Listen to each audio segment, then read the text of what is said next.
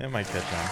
John Lamont. Thank you very much for having me. Jonathan Freeman, a entrepreneur for quite some time. He's a colleague of mine in the MIE program, Masters of Innovation and Entrepreneurship at UCI.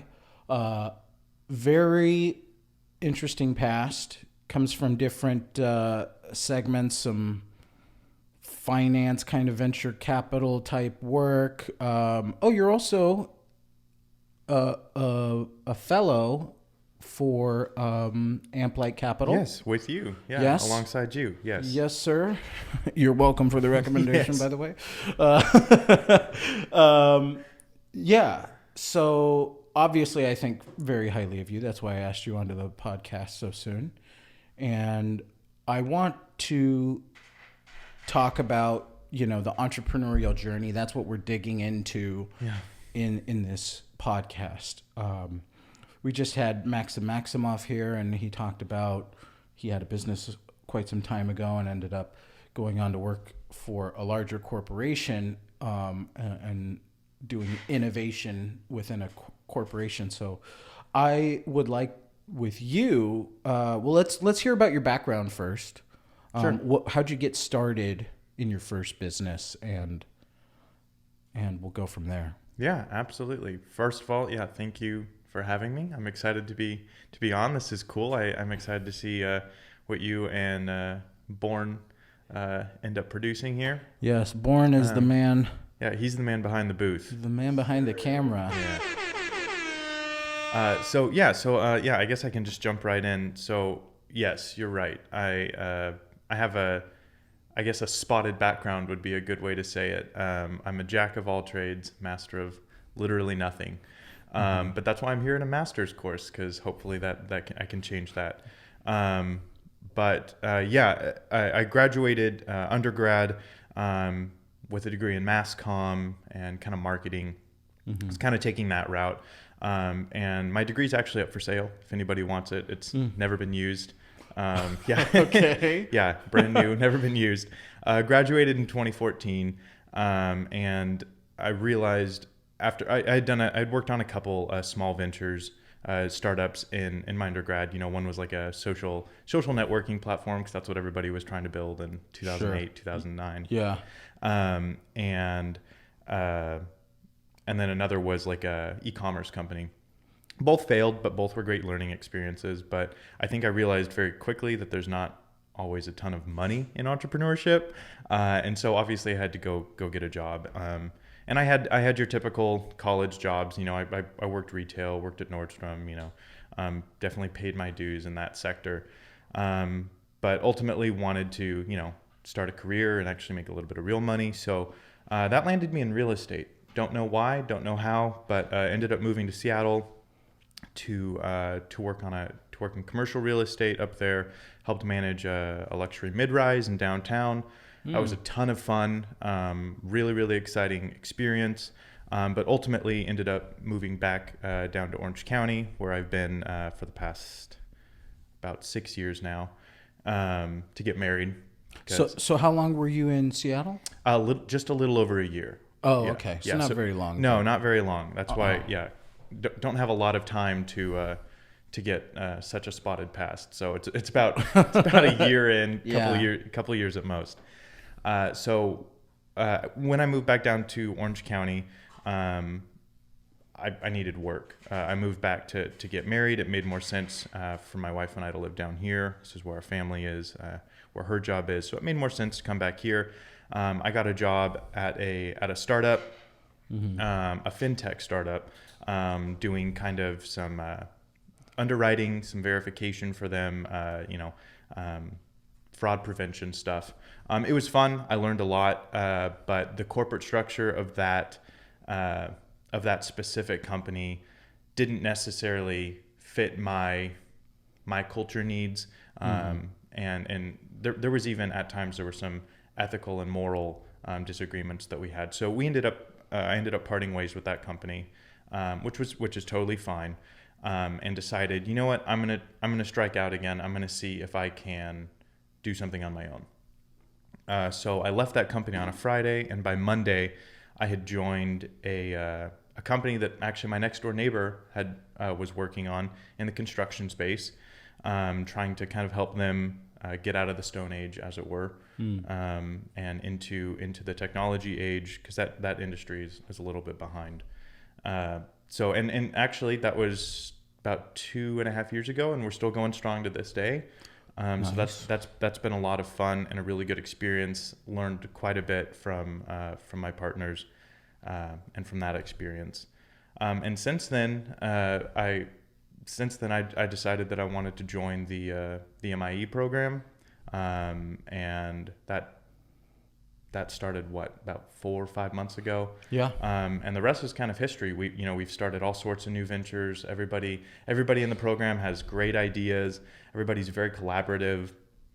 There's only 41 of us, which makes for a very, very tight knit unit. Right. And I think that kind of lends itself to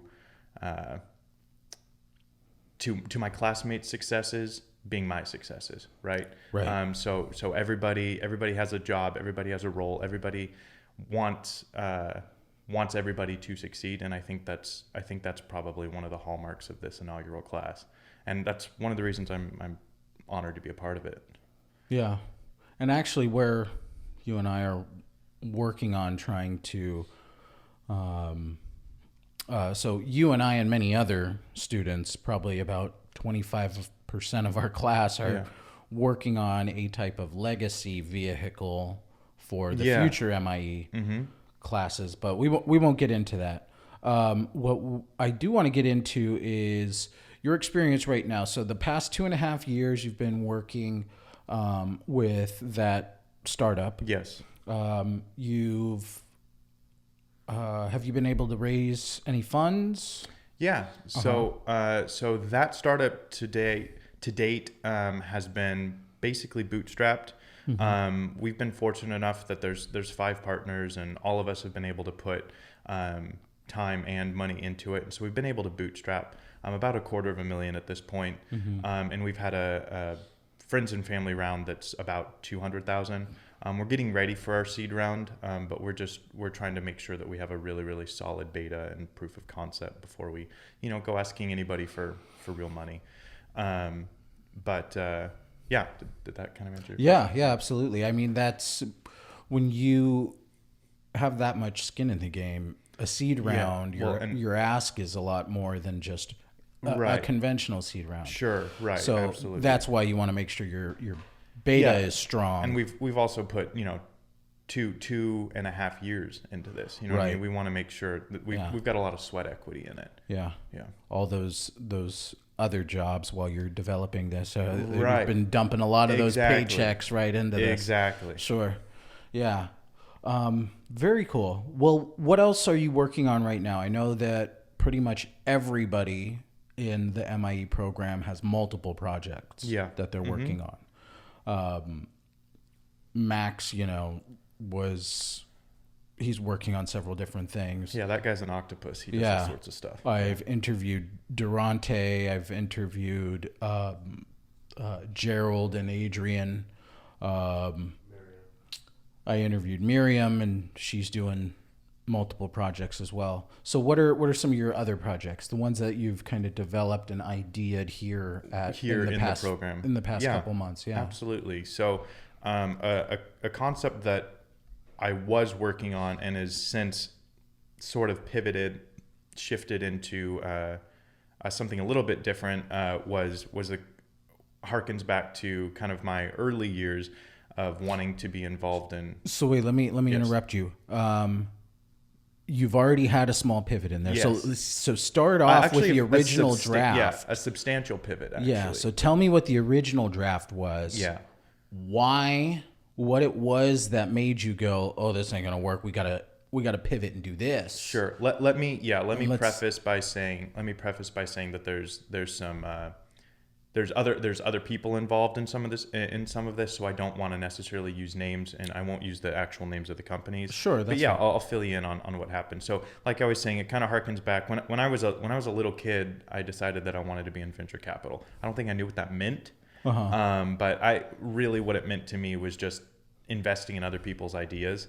I was like, oh yeah, people have really cool ideas, and whether that was just the new kind of ice cream truck or whatever, I wanted to like help it happen. Yeah. Whether it was directly related to my efforts or my investment.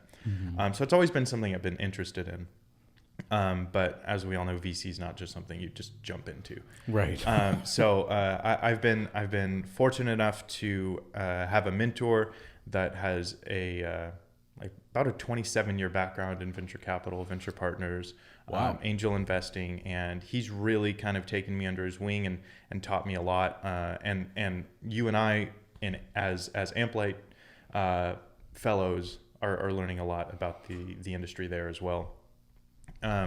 So really the idea behind what I called at the time Waypoint Venture Partners was to take our clients, which would be young companies, right, looking to secure a seed or a Series A funding round, but they were just maybe 70% ready, maybe 80% ready, and our goal was to place what we called at the time navigators, right, which were people, experienced people in the financial industry and the technology industry, marketing. Place those people into this client company for maybe a 6-month engagement or so, and help them retool their processes, whether that be operation, marketing, financial processes, to help them get ready for that funding. So to get them from that 70 or 80% ready for funding all the way to 100. And then once they were ready, we would then basically introduce them to a network of angel investors we had compiled for a direct, kind of tailor-made investment, right, for these angels. And so that's what we've been working on, and it's been very fruitful, especially with the efforts of my mentor. However, due to different, there's a lot of different factors with developing a fund and developing relationships with the people that we need for that. And so, well, it also sounds like the idea is also including a consulting agency. Essentially, yeah. you got to implant a consultant into the startup Right. idea so that they could, dot the I's, cross the T's, and Right, and actually help lead that client towards our specific, to hit all the deliverables. benchmarks. Yeah, Yes. absolutely. And so yeah, while we don't necessarily look at it as consulting, that's a good way to put it. We call it venture partners. But it's the same thing. It's the same idea. And so since then, there have been a couple. There's definitely been interest in the model, in what we're doing. But I think we may be pivoting and focusing our efforts rather than on building out that venture partner side, because all of these pieces exist on their own, right? We're just looking to put them together in a different way, in a way that not too many people have done before, and hopefully do it very successfully. So I think what we're going to do is kind of pivot, and instead of building out the venture partner side, partner with a current venture partner firm and help them build a fund around their specific deliverables. I see. And I'd love to share, if we have the time, what those are. Essentially, the goal is to focus a client company that comes into us that's seeking funding, to focus them on a specific targeted merger or acquisition goal, right? So not just coming in and not having a company come in and say, hey, we want to get acquired by Amazon, and that's your exit plan. No, having a very clear, defined exit plan as advised by our venture partner staff, but specifically targeting, say a Mastodon in their space that would be a natural acquirer of them, and actually building and retooling their processes, flows, business plan to basically become acquired by that Mastodon, build it for an acquisition. Because at the end of the day, an angel investor, a seed investor, a venture capitalist, when they make their money and when they get their return, it's at an exit, right? Yeah. So that liquidity event has to happen. IPO can take a long time, but the current VC formula, I mean, it's really invest in 10 and hope that one covers your losses on the other 9. Right. So what we're hoping to do is be able to at least get 2. If you invest in 10, 2 of them come through with exits. And I mean, that's doubling your efficacy. So we're working on our data and kind of being able to support that. But that's the goal. So you're hoping that by investing more focused and clear energy into the goal setting early on in these companies, that you'll increase your success rate. Absolutely. From right. Or lower the failure rate. From a liquidity event standpoint. Yeah. Right. Cool. Very cool. So that's obviously very complex. There's a lot of financial modeling. Yeah, there's a lot of moving parts there. Yeah. Go into that. So do you have a lot of other? You obviously have to have a lot of other team members right now. So right now there's 4 of us. There's 4. Yeah, okay. There's 4 of us that are actually kind of founding this out and building this fund. But there are, I guess, what we would call independent contractors that are doing that. That are doing that navigating, that are going into these client companies and helping them. They work with us, not necessarily for us. Right. But as far as who's actually in the trenches, boots on the ground, building out this network of angels and trying to get this going, there's 4 of us at the moment. Yeah. So how are those fees for the navigators going to be taken on? All the you want to know all of our revenue model and all our secret sauce? Yeah. Okay, fine. All right. It's usually a mixture. Yeah. What's your projected EBITDA for the second year? No, it's usually a mixture of cash and equity, right? Oh, okay. Yeah, and then we just had a workshop with an investment banker, and this was maybe that's why I saw you asking a lot of questions. Yes, but yes. There were. This sounds very familiar to investment banking, but this is applied to this way larger market, right? Right. This investment bankers tend to stick with the companies that are established, have 5-10 years worth of revenue early, or multi-million-dollar valuations. Much earlier on in that investment cycle. Yeah. Right. Investment bankers play a lot later in the cycle. And your market's much larger, right? So out of those 10 companies a small investor might throw into their portfolio,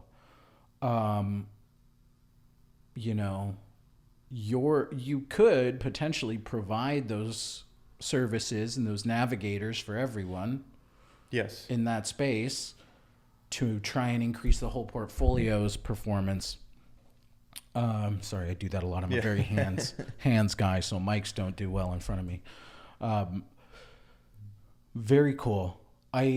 That's a very innovative idea, and I think you're noticing that gap in the market. There's all these startups that they don't get any attention and they don't get any resources, and maybe that's why they're failing so much.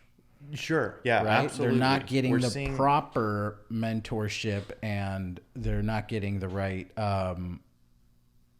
direction. Yeah. So that's very interesting that you're doing this. This is we always hear as entrepreneurs, from the classroom, from other entrepreneurs, from all the investors that we get to talk to, everybody, that being an entrepreneur means you fail 9 out of 10 times. Right. That's what it means. Yeah. And it means that 9 out of 10 times after you fail, you need to be able to get back up and quit feeling sorry for yourself. And that brilliant idea you had might not have been so brilliant because you didn't think of this, but you learned something. Yep. And as long as you can take that into the next one, you get a little bit better each time, and hopefully one sticks. Right. But your value proposition is, let's try and mitigate that failing right out of the gate. Well, let's try and make sure you have the correct guidance, the correct mentorship, the correct consulting to get your company just in line with your from strategy. The beginning. Yeah, absolutely. Because that's something that I think is targeted way too late in the startup of a company. In their business plan. I think that's something that's considered an afterthought, whereas a liquidity event or an exit event, I mean, that should be their goal. Right. I mean, there are the people that want to run their lifestyle businesses, and there's absolutely nothing wrong with that.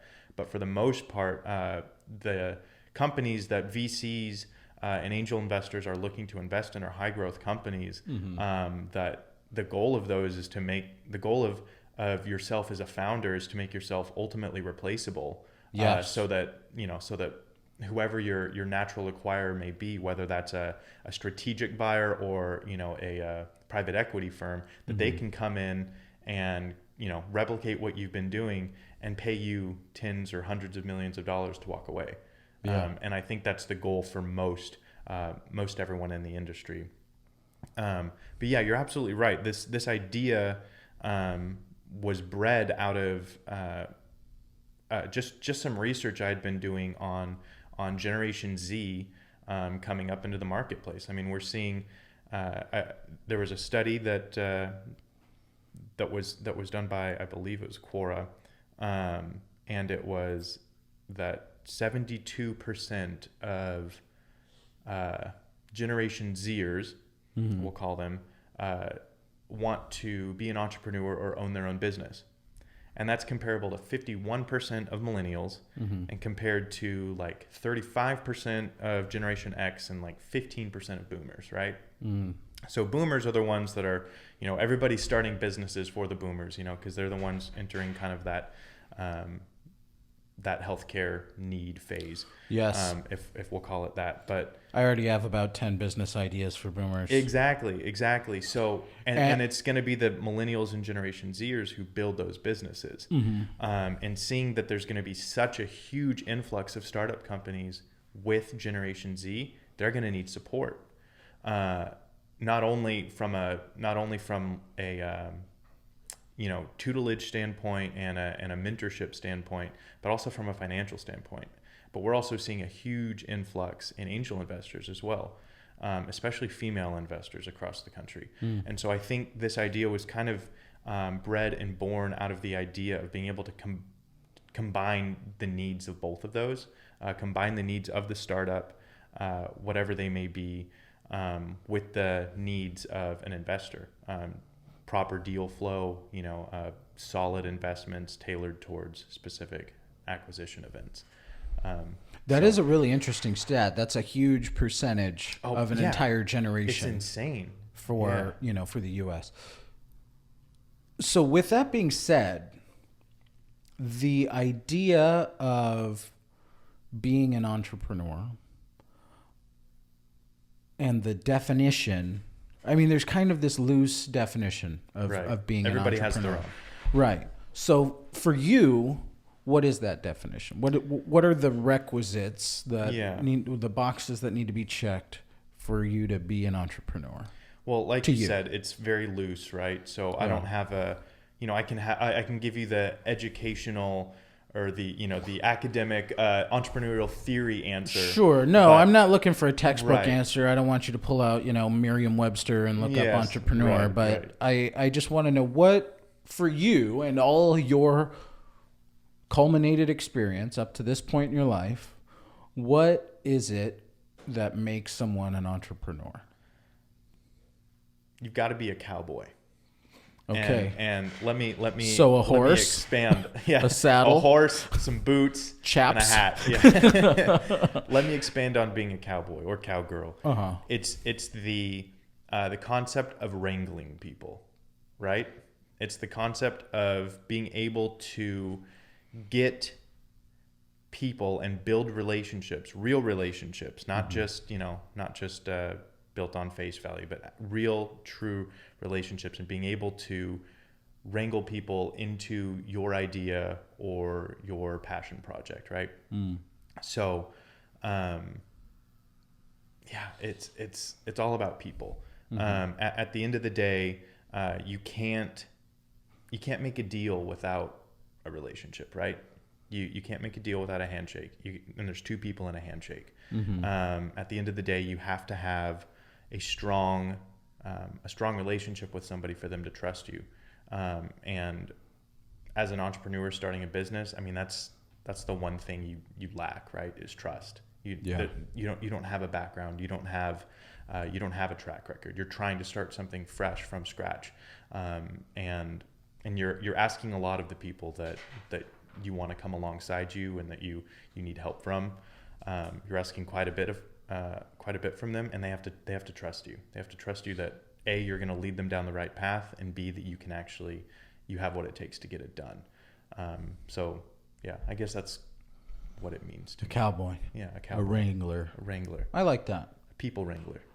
That's good. I've always said, I've said a lot of different things.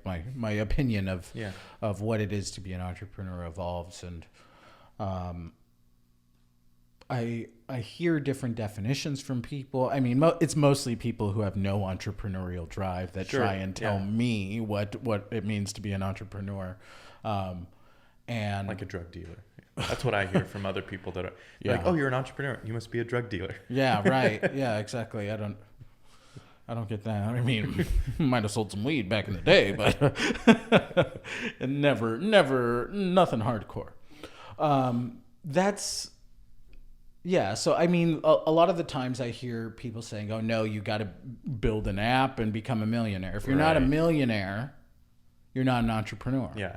If you didn't succeed, you're not an entrepreneur. Yeah. If you didn't make all that money or have that exit or whatever, you're not an entrepreneur. And I've been told that, my whole life. Right. And 9 out of 10 times I started something and it flopped. Right. So very true. But I also, in hindsight, I'm thinking, but I had to, so those 9 times that I failed, I had to learn and compile all this new knowledge and do it.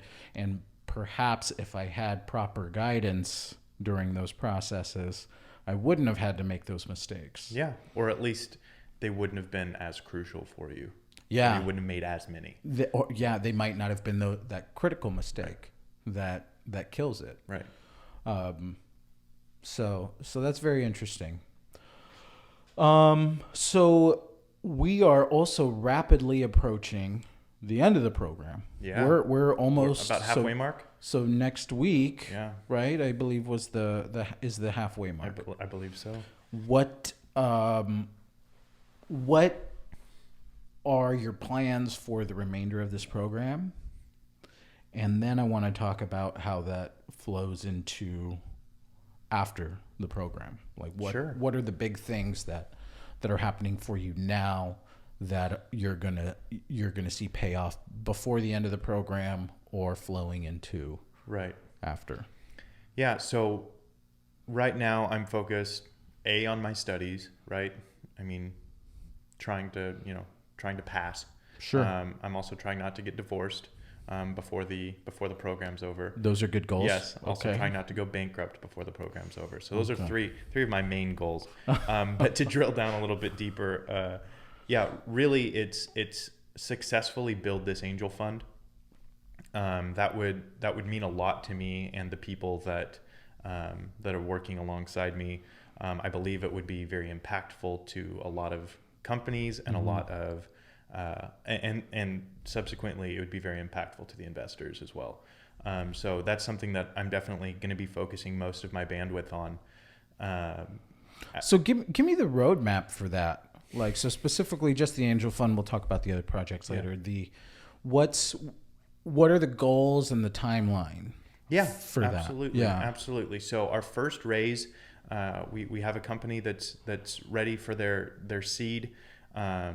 We've already found them. We've already identified them. We've already put them through our minimum fundability requirements and made sure that they meet all of our requirements for our venture partnership and for investment through our fund. Yes. And they're looking for $250,000 seed round, so $250,000. Big seed round. Yeah. Fairly it's not big. huge, but it's pretty big. Yeah. And so they're looking for that. So our goal is to raise that amount probably within the next 2 to 3 months. Okay. So that we can get them funded and get them going. And that'll just kind of hopefully kickstart the rest of this fund. The goal probably by the end of the next calendar year will be $5 million. So it's not going to be a very large fund, but we want to dip our toes into it. We want to get it right the first time. We're not trying to do the go big or go home. We're trying to really get it right for our clients and for our investors. But yeah, about 250,000 in the next few months, and 5 million by the end of the next calendar year. Wow. Okay. So by the end of the school year or mid this year, get to 5 million. Or no, I'm sorry. Of next year. Of next year. Yes, sir. Okay. Wow. Okay. So, I mean, not impossible. There's plenty of money out there, and and that's part of why we're launching it here in Orange County as well. Yeah. Is we're really trying to. There have been a lot of different companies started. UCI has positioned themselves uniquely to be a big part of the Orange County entrepreneurial ecosystem. Yeah. So I think we're trying to just kind of jump on that bandwagon, kind of grab hands with UCI and all the other ventures that are doing that, and really create a stronger ecosystem and keep money and companies here instead of losing them to the Valley or Route 128 or New York or wherever else they might be going. Yeah, I mean, because there's Orange County just kind of has this established history of just being expensive real estate. Yeah. And being like, okay, there's some biomedical device companies here, some big players there. And it's never really been like, we're an aerospace juggernaut. Right. Like, no, that's kind of maybe that might be more San LA, Diego or Los Angeles or like media. Right. Well, that's definitely LA. They got the monopoly on that. So I think right now Orange County and all of the entrepreneurs that are here and call it home and want to see the growth of a healthy ecosystem for entrepreneurship are really trying to find these verticals that we can dominate in. Yeah, absolutely.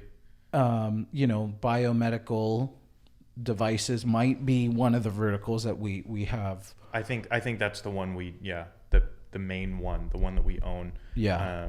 Here in Orange County, we share a little bit of that with San Diego, but yeah, I think you're absolutely right. There's a lot of different verticals that have a lot of potential. There's a very, very large talent pool in Orange County. Not only do we get residual talent from UCLA, USC, Pepperdine University, UCSD, but we have UCI right at the heart of Orange County, and I think and as well as a lot of other great schools. Yeah, and Cal State Fullerton, their entrepreneurial ecosystem has been very strong, and so I think there is a very, very great talent pool here in Orange County, and there is obviously enough money in Orange County. The key is to get the entrepreneurs to stay here, and to get the money that is here into the hands of the entrepreneurs that know what to do with it. Yeah, I agree. I mean, I've heard some very troubling numbers about the ideas that come out of Orange County, but where the capital comes from. Right. We lose them to the Valley. Right. So those Silicon Valley investors go, hey, great app idea, great tech idea, great any kind of idea, we'll fund you. Yeah. And come on up. It's something like 90 to 95% and I think of capital investment into Orange County entrepreneur ideas that come from outside of Orange County. Yeah. There's all of this wealth here. Yeah. There's all of this money, and we can't keep the companies here. So that's a huge problem for building our ecosystem. Right. So I hope having entities like your venture company that's coming up will help these early stage companies. We're just looking to play some small role in hoping to build that ecosystem out and keep them here. Right. If we can make the connections, the meaningful, valuable connections that we think we can, then maybe even if we improve it by 1%, that's our little mark. Yeah, I hope so. Okay, so that's the future of the VC. What about some of your startup ideas? Do you have anything? Are you getting past the 6 month plan in your mind? Yeah, right. Because you're, every startup idea, like even the VC idea, where you have a good 12-month roadmap. Yeah. You have already had a pivot. Like, Yeah. oh, well, we can't do this. We are going to have to kind of go a different route. Yeah. Where do you see these other companies, or do you see, problems? I'm sure you see problems down the road, but we could talk about that too. Yeah. What are those problems that you're coming up? What are the challenges you're facing right now? Well, yeah, I'll speak to my construction tech company. It's called Quicks. Yeah. Quick Supply Inc. And really, I'm trying to take a dose of my own medicine and build that company from the ground up towards a specific acquisition. And we've already identified the Mastodons in our space that would benefit most from our technology, from our user base. So I think that's our goal. Our goal for that's probably about 3 to 5 years out, depending on how quickly we can scale and,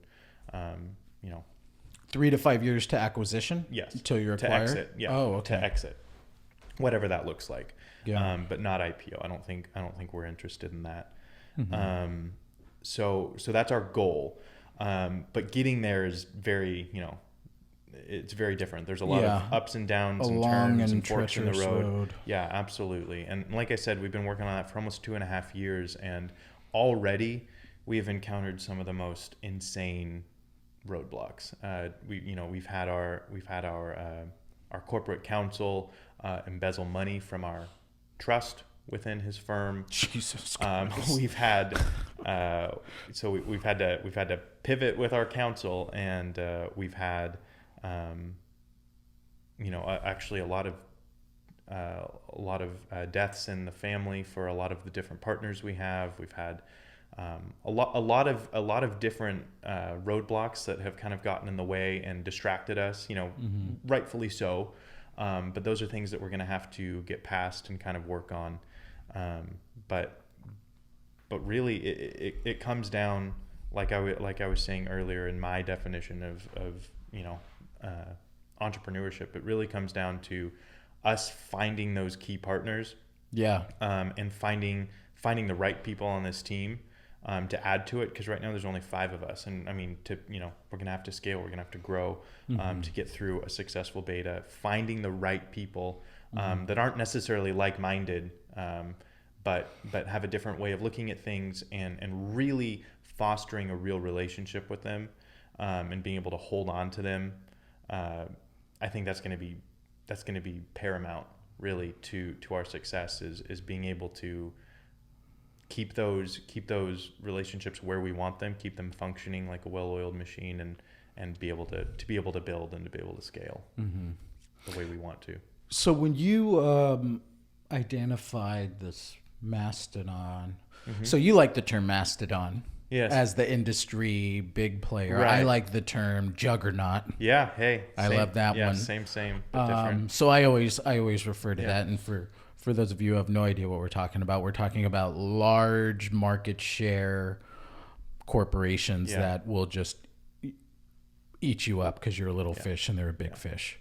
You might be taking some of their market share, and they go, oh, this guy's, he keeps getting bigger and we're starting to lose some money. We're starting to notice him. Let's just buy him. Yep. And then, I'm gonna be done. And then everything will be fine again. Yep. Yeah. We don't have to worry. They are no longer a threat because they're no longer a threat, and now we have their technology and we have what they're doing, and that that improves their company business. and their processes and everything. Exactly. So, really, it's a everybody wins type of a scenario. Win-win-win situation. Yeah. So that's all I pursue. Right. I don't always find them though.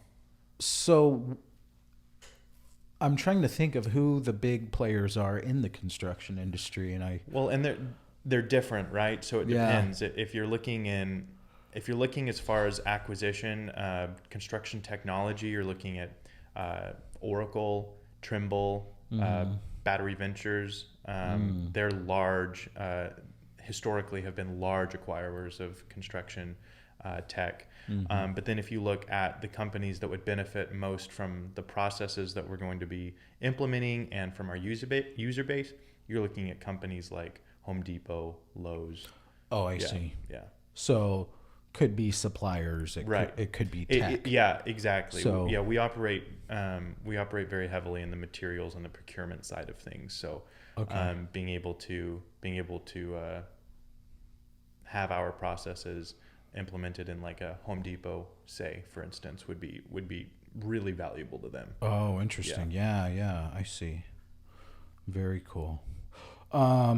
You're working on. Are those the only two projects you have right now? Those What are else do the you have only going two on? I'm really committing a significant amount of my bandwidth to. Yeah. Outside of actual studies, but everybody's got a few side hustles on the side, Yeah. and I'm no exception.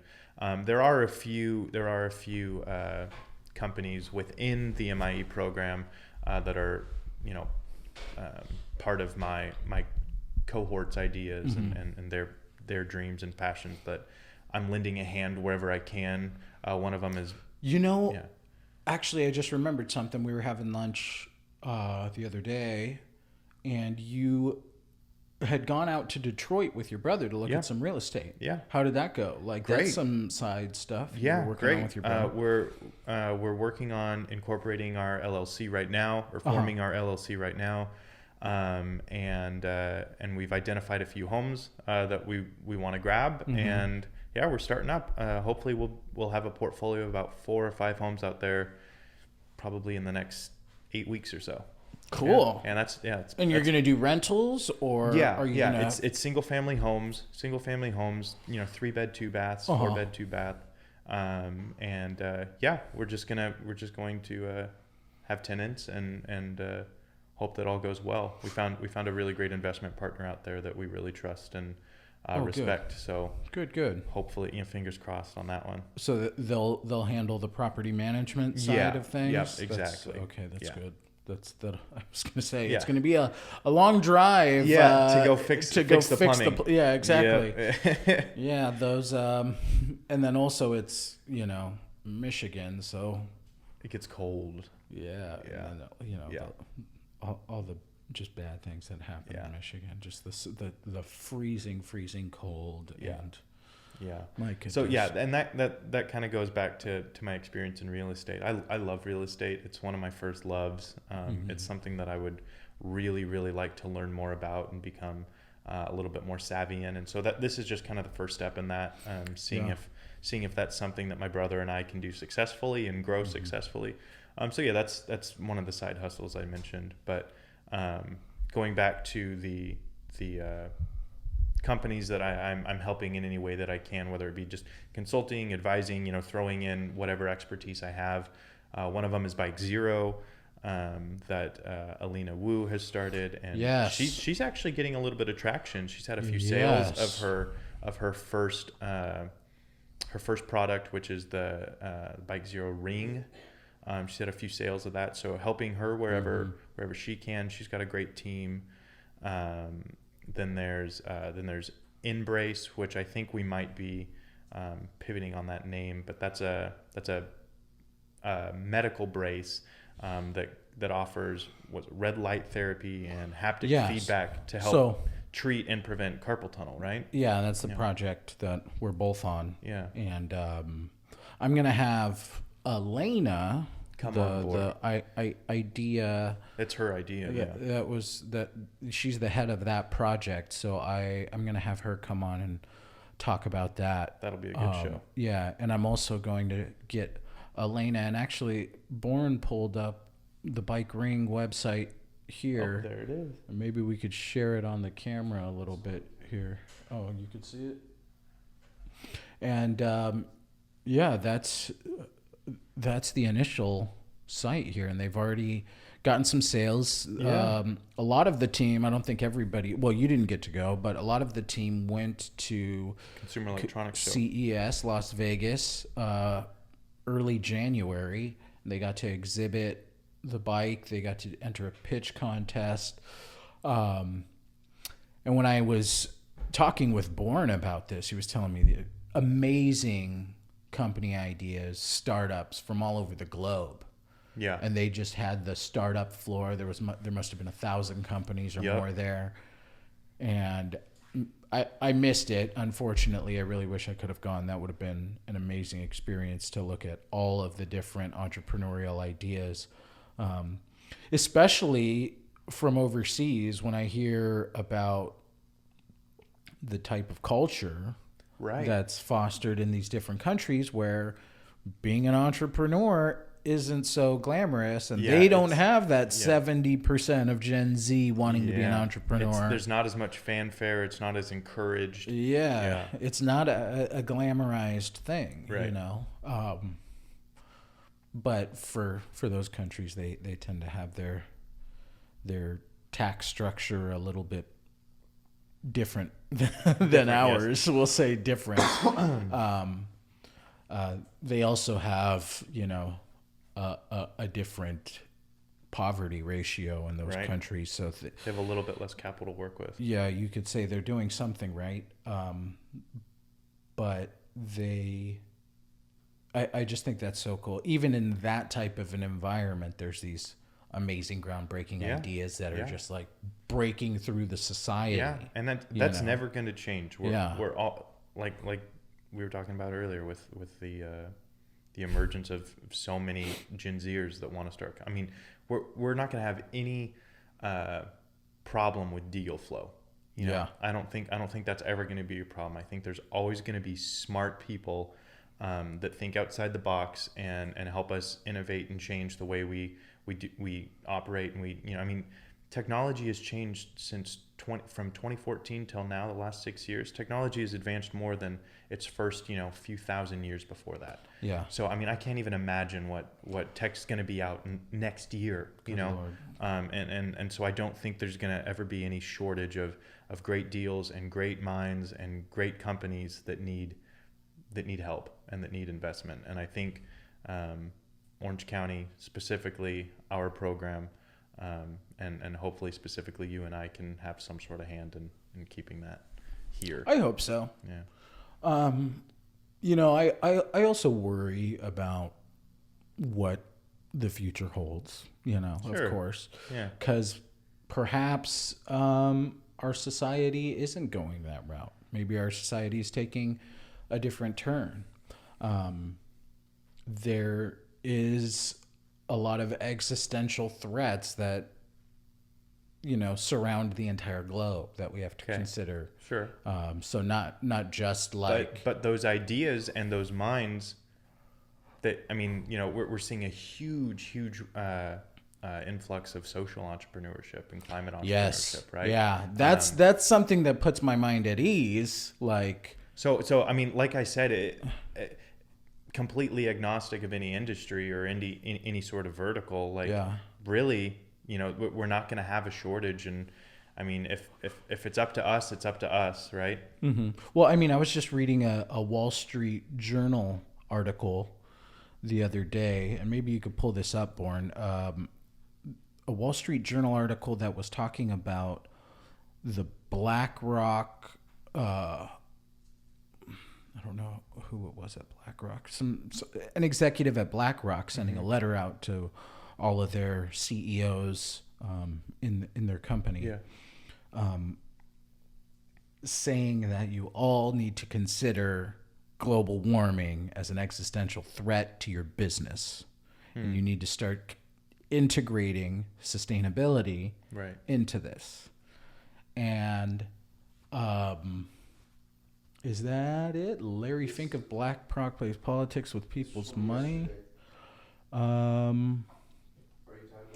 don't think this is the article, but yeah, that rings true. I think sustainability should be a hallmark of any company, just regardless of one's political views.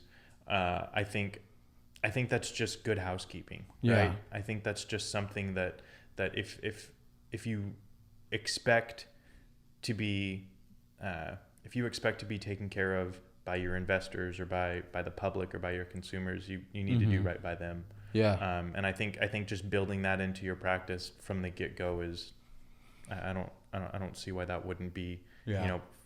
one of the first in line. Yeah. Well, it's funny.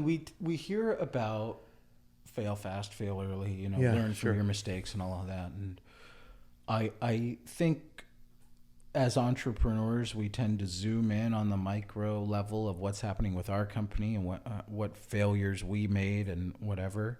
But if you zoom out to the macro and be like, what are the failures of entrepreneurs Yeah. in general? What are their shortcomings? How have they screwed up the globe? How have they screwed up the economy? How have they done all this stuff? We can examine, and I think Gen Z might be more in tune with this. Also, Sure. Right. they go through school, and that's The all they woke hear generation. about. Yeah. Well, it's because they're the masters of information. Right. They can navigate information and everything so easily. I remember getting an email address when I was in second grade, and what I had to do was my whole classroom, because we didn't have a computer in our classroom, had to go to the computer lab. Yep. And we all went on to Yahooligans. Yep. Not Yahoo. Yep. Yahooligans. And we created an email on there, right? Yeah. And mine was probably like Green Ranger, Power Ranger, Yeah. something like that, whatever, It but- still is to this day. Yeah, you can reach me at Green Power Ranger. But that was, I was already like 8 years old, Yeah. 7 or 8 years old before I could even like Right. pick and stuff. I remember third and fourth grade, we would go to the computer lab again. Still didn't, we might have had one computer in the classroom. Yeah.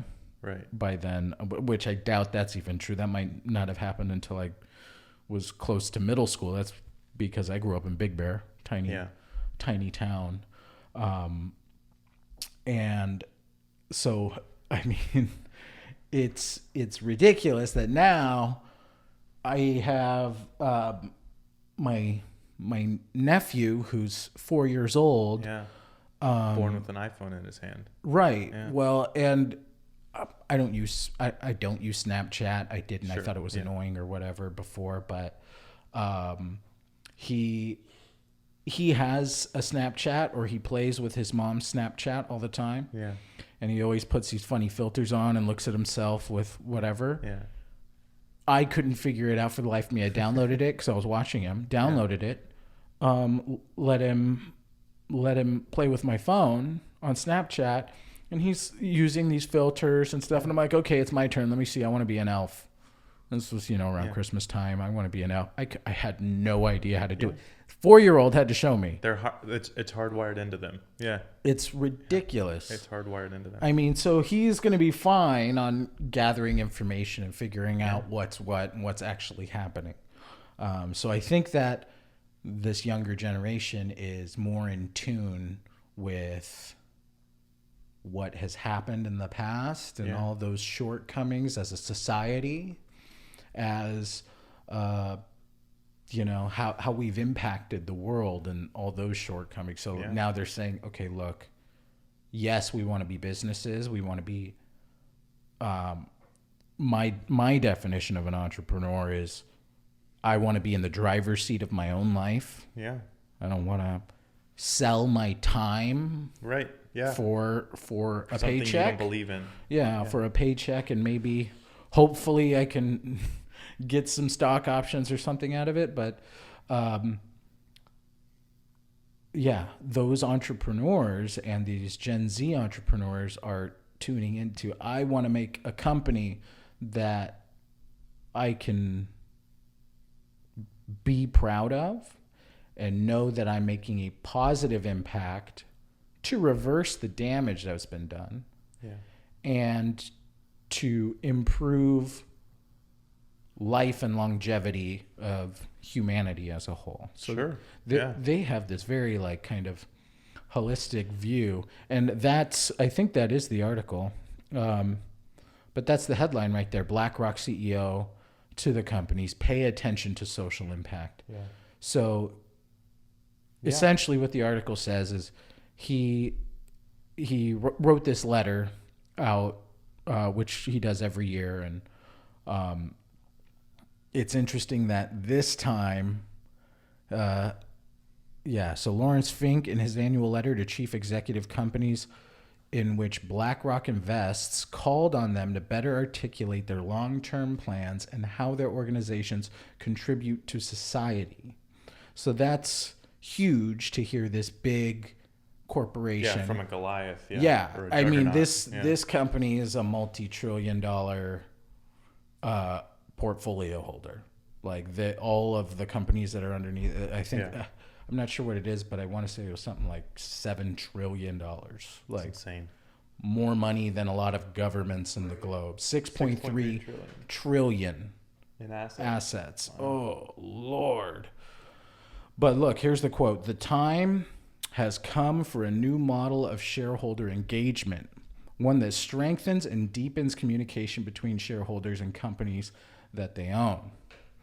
That's very true. The time is now. There's this prime market in Gen Z that has this philosophy of, I won't spend my money in corporations that are intentionally doing bad things. Right. You know, even unintentionally, if they're not transparent.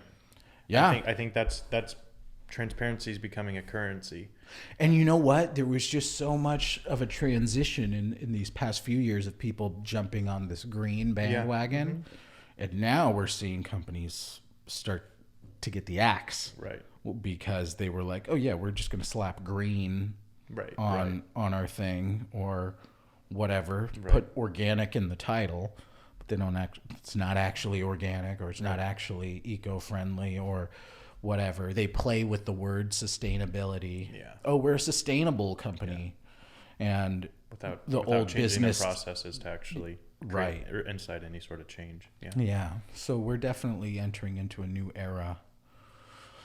Well, John, thank you so much for coming. No, it's been my pleasure. Thank you so much for having me and for the stimulating conversation. Oh, yeah. Well, hey, we started getting into the news and everything there, and we're going to start talking. Maybe we'll do some entrepreneurial news updates. Also, we'll incorporate that as a segment into the show. That'd be cool. Absolutely. Yeah. And if there's any other topic that you think I might have any sort of interesting perspective on, please, I'd love to come back and chat again. You know, there's just so many stories out there. I can't tell them all. Yeah. So if you have interesting stories, and I can't wait to hear what the rest of our cohort has to say. Yeah. You want to bring them into the show, please don't hesitate to connect me with anyone. There I go again. Yeah, awesome. I would love to hear from some of your partners that are working on these other projects. Yeah, absolutely. Because it's funny, every project you have a suite of partners. Right. Each one of them has a suite of projects, and who knows what they're working on, what kind of cool stuff they've done, and everybody has their own journey. I don't think you're going to have any shortage of content. Yeah, no, me neither. I really I'm going to have to curate this pretty well, because there's just going to be so much. Everybody has amazing stories to tell and these amazing lessons that they've learned, and just new and exciting ideas. So you're right. There will be no shortage of content. Remember that, folks. And please follow us on Facebook, like us on Instagram, or the other way around. Follow me on TikTok, Mastering Entrepreneur on TikTok. It's going to be awesome. I make awesome videos. They're not that awesome. I'm still learning. You don't know what TikTok is. That's because you're old. Yeah. Yeah. No, it's been good to be here. Go check your Yahooligans email. Yes. Oh boy. Follow me on TikTok. Everybody knows Mastering Entrepreneur on TikTok. Hit me in the comments. I do read comments on my videos, so we'll talk about those in the upcoming episodes. Thank you so much, Born. Thank you so much, John. And we'll see you on the next episode of Mastering entrepreneurship. Thank you.